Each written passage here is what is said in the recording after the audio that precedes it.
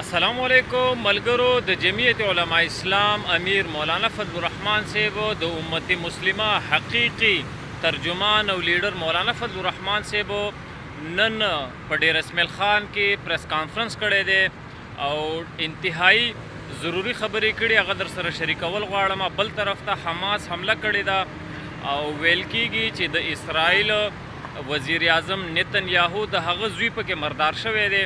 دا خبر هم چلیږي، پوره تفصیل در سره شریکوم. ویډیو در سره خامخا وګورئ ملګرو او چینل در سره سبسکرایب کړئ، ویډیو در سره خامخا لاګئ. ملګرو نن په ډیر اسماعیل خان کې مولانا فضل الرحمن صاحب پریس کانفرنس کړی دی. مولانا فضل الرحمن صاحب اول دا خبره وکړه چې په خیبر پښتونخوا او بلوچستان کې چې کوم حالات خراب دي نو دا دوه قسمه خلک دي چې ټوپک یې اوچت کړی دی. یو د هغه دی چې د مذهب په نوم باندې، او دویم هغه دی چې د قوم پرستۍ یعنی د قوم په نوم باندې ټوپک راوچت کړی دی.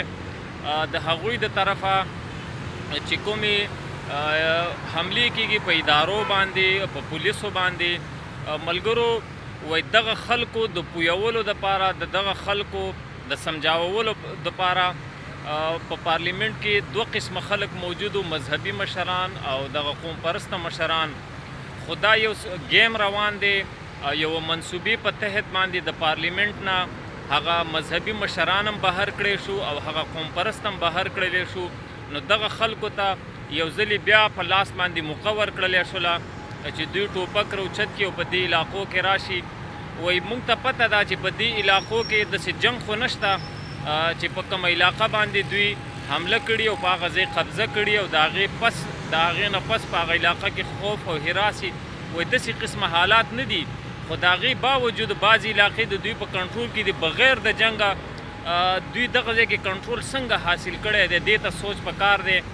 او بل طرف ته د دوی چې کوم د پویه کولو مشرانو هغه هم د پارلیمنت نه بهر کړلی شو. نوي نوجوانان دوی په دغه کې برتي کړي دي، د هغوی انټري کړې ده.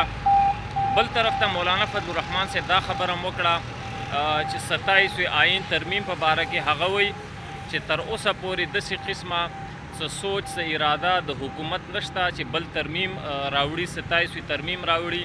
وایي زما د معلوماتو مطابق خو هیڅ قسمه داسې د هغوی سوچ نشته، د هغوی اراده نشته. او وایي اوس وخت کې خو شهباز شریف د ملک نه بهر دی او داسې قسمه خبرونه چې چلیږي دا بې بنیاد دي. تر اوسه پورې زموږ د معلوماتو مطابق داسې قسمه څه خبر نشته.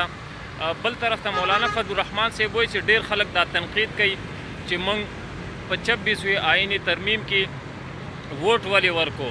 نو مولانا فضل الرحمن صاحب وایي کوم خلک چې په موږ تنقید کوي دا ډېر بېوقوفه دي. وایي د دې دپاره یو میاشت موږ مذاکرات وکړل او د هغوی 56 چې کوم دی آرټیکلز هغه ټول ته موږ بهر کړل او موږ 22 ته راوستل او بیا پکې 15 موږ د جمعیت علماء اسلام د طرفه اسلامي ور داخل کړل، 27 ته مو ورسول. وایي که دوی ته موږ ووټ نه وی ورکړی نو د دوی نمبر بیا هم پوره وي. تقریبا 11 کسان وایي دوی اخیستي او هغه د دوی په کنټرول کې او که چېرته موږ ووټ نه وی ورکړی نو کیدای شي دغه کومه چې د حکومتي مسوده وه دغه د 56 شقونو والا نو کیدای شي د دې نه خطرناکه مسوده دوی پاس کړې وي او دا قوم چې کوم دی دا قوم به تباه او برباد کړی و.